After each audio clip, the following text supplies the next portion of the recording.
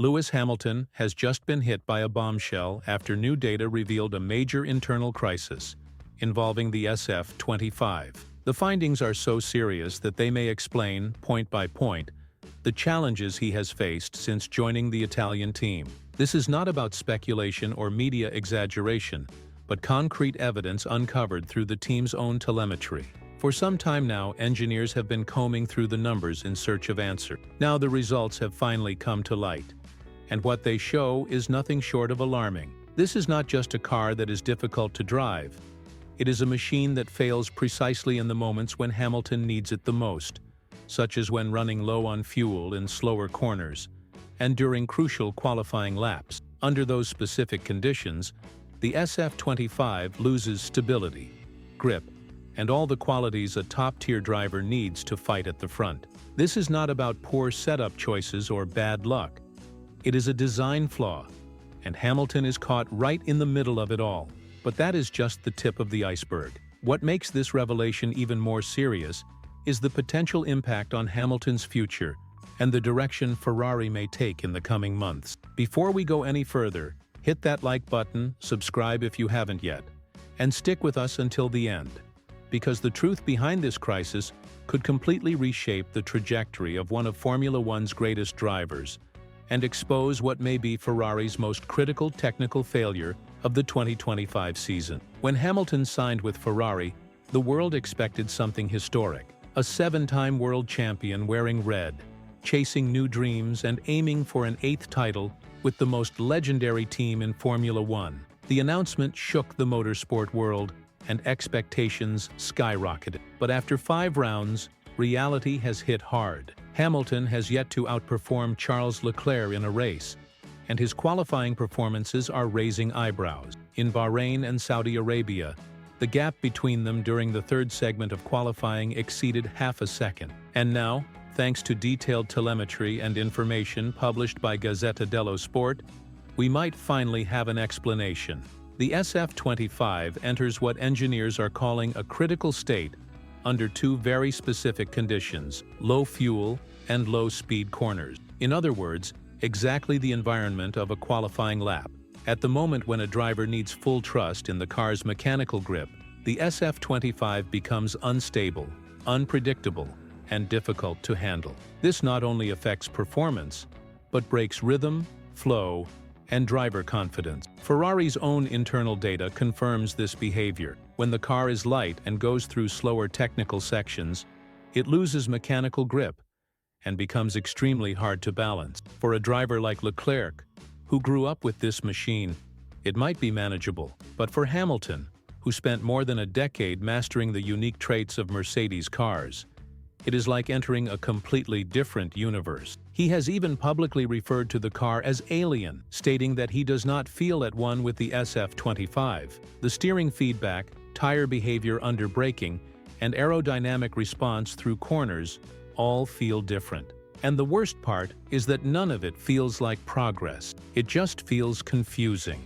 Things get even worse with another weakness recently identified: ride height sensitivity. The SF25 is extremely reactive to changes in floor height, which has forced Ferrari to run the car higher than optimal, especially after Hamilton was disqualified in China due to excessive plank wear. This compromise further reduces grip, particularly in the sections where Hamilton already struggled. Add to that the pressure of adapting to a completely new team, unfamiliar engineers, different protocols, and unknown tools, all under the constant scrutiny of the global media. It starts to make sense why a project full of promise is quickly turning into a nightmare. This is not just a bad car. It is a car with deeply ingrained traits that do not align with the driving style of one of the most successful figures in Formula One history. And it is becoming visible not only in the lap times but in Hamilton's overall demeanor. His interviews are darker in tone. He has admitted that the season may continue to be painful, and has even hinted that Ferrari's management is losing patience. The stats back this up. Only once this year has a Ferrari started from the top 3. The car simply fails when it matters most. And when you combine an unresponsive machine with a driver still adapting to a new environment, the outcome is clear: crisis. Now, the internal tension is mounting. Difficult questions are being asked. Should the team redirect development to suit Hamilton's style, even if it compromises Leclerc's progress? Can they afford to lose either driver at such a pivotal stage of the championship? How much time is left before the season slips completely away? Speculation is growing.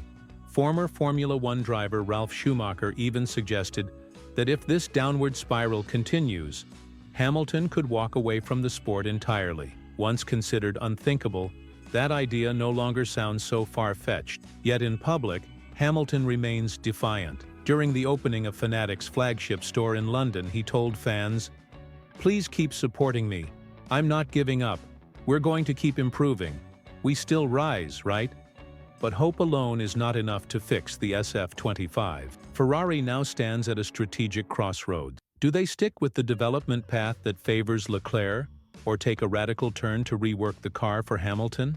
Both choices carry immense risk, and whichever path they take will define the rest of the season. With the next race scheduled for Miami, the pressure is not just building.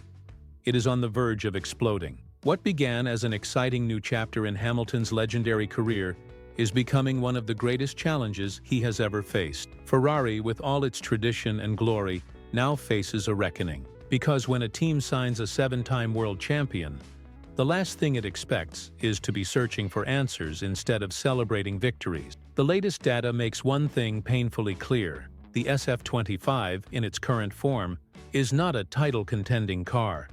At least not with Hamilton behind the wheel.